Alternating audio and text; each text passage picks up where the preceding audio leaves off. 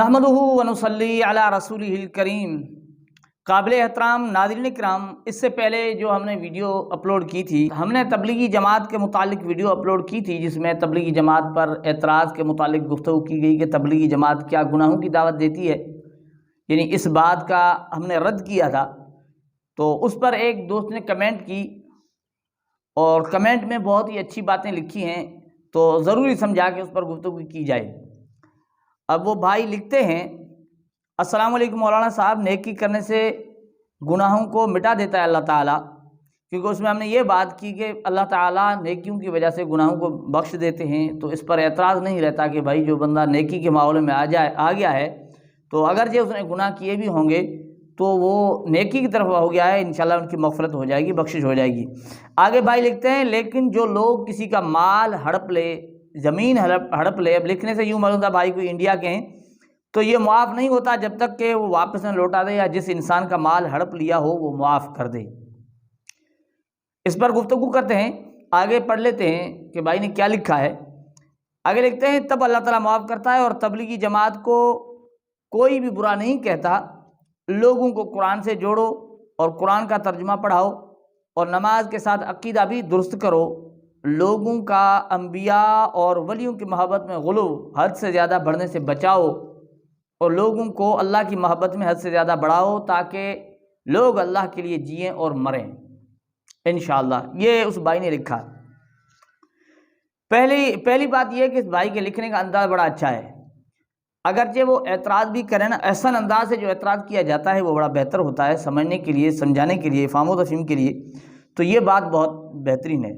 अब इस भाई की खिदमत में अर्ज़ ये है कि आपने जो लिखा है, जो लोग किसी का माल हड़प ले तो मुआफ़ नहीं होता जब तक कि वो वापस न लौटा दे, या जिस इंसान का हड़प लिया वो मुआफ़ न कर दे तब तक अल्लाह ताला मुआफ़ करता है। तो इस सिलसिले में हम आपको एक भाई का वॉइस मैसेज सुनाते हैं कि वो भी जमात तबलीगी में लगने के बाद वो उसके अंदर क्या तब्दीली आई, वो आप वॉइस मैसेज भाई का सुन लें, फिर गुफ्तगू करते हैं इसके मुतालिक।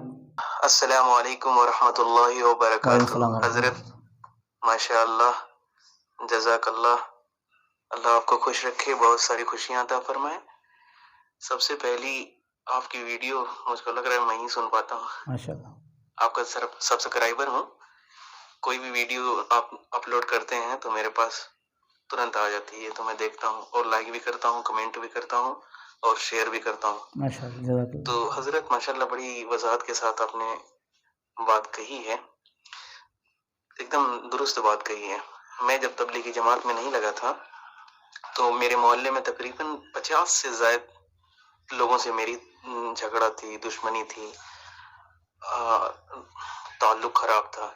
लेकिन जब मैं वक्त लगा करके आया तो अल्लाह का शुक्र है कि अल्लाह ताला ने ऐसा दिल को नरम किया और ऐसी ही क्या नाम है समझ अता फरमाई कि मैं सबके पास गिर करके जलील होकर के गया और सबसे माफी मांगा। हालांकि कुछ लोगों से मेरी भी गलती थी और कुछ लोगों से लोगों की गलती थी, लेकिन हर एक के पास मैं खुद चल करके गया, गिर करके गया। तो माशाल्लाह बड़ी वजाहत के साथ बयान आया है। अल्लाह आपको जज़ाए खैर। माशाल्लाह, जज़ाकल्लाह। भाई को अल्लाह ताला जज़ाए खैर दे। अब भाई ये आपको इसलिए वॉइस मैसेज सुनाया ताकि आपको ये बात समझ में आ जाए। देखें, जो जमात में लगता है उसका एक जहन बनता है।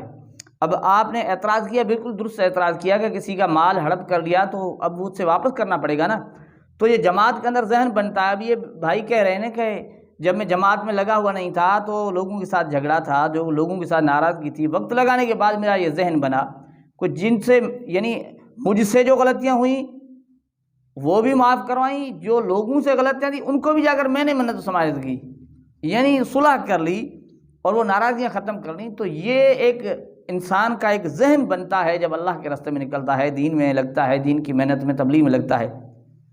अब ये ज़रूरी नहीं कि हर बंदा हो जाए, लेकिन तबलीगी जमात में कसरत से लोगों की इस्लाह होती है, इसमें कोई शक नहीं।